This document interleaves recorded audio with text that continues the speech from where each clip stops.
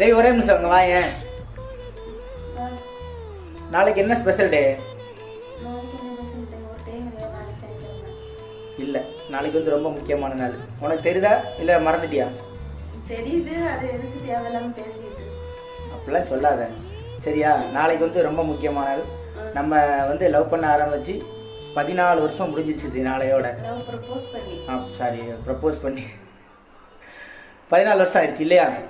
ஆமாம், அதனால் வந்து மச்சான் வந்து உனக்கு ஒரு கவிதை சொல்லலான்ட்டு எழுதி வச்சிருக்கிறேன். சொல்லட்டுமா? நல்லா இருக்கும் சரியா?